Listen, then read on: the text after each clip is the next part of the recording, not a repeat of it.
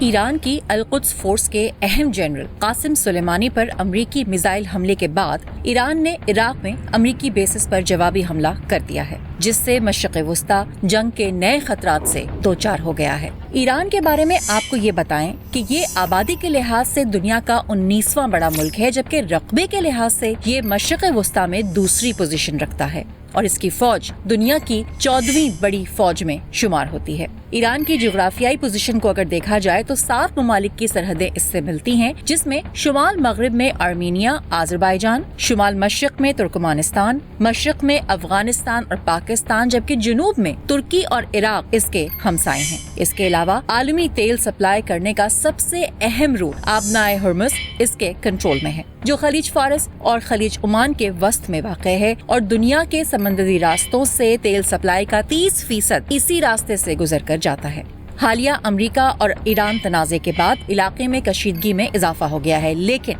اس تنازع میں کون کہاں کھڑا ہے اسے اہم قرار دیا جا رہا ہے۔ ایران کے مشرق وسطیٰ میں اتحادیوں کو اگر دیکھا جائے تو عراق، لبنان، شام اور فلسطین کی حکومتوں پر اس کا گہرا اثر و رسوخ ہے، جبکہ انہی علاقوں میں کئی ملیشیا اور جنگی گروپس کی سپورٹ کا بھی اس پر الزام عائد کیا جاتا ہے۔ عالمی سطح پر روس اور چین ایران کے خلاف کسی یک طرفہ اقدام کی مذمت کر رہے ہیں، جبکہ امریکی اتحادی برطانیہ، فرانس اور جرمنی دونوں فریقوں کو کشیدگی کم کرنے کی ضرورت پر زور دے رہے ہیں۔ لیکن یہ بات حقیقت ہے کہ ایران روایتی اور غیر روایتی ہتھیاروں میں امریکہ کا مقابلہ نہیں کر سکتا، مگر مشرق وسطیٰ میں امریکی افواج اور اس کی تنصیبات پر مزید میزائل حملے کر سکتا ہے۔ مشرق وسطیٰ میں اس وقت کئی ہزار امریکی فوجی موجود ہیں، جس میں ایران کے مشرق یعنی افغانستان میں 14,000، کویت اور قطر میں 13,000، بحرین میں 7,000، عراق میں 6,000، متحدہ عرب امارات میں 5، سعودی عرب اور اردن میں 3,000، ترکی میں 2,500، شام میں 800 اور عمان میں 600 سے زائد امریکی فوجی موجود ہیں،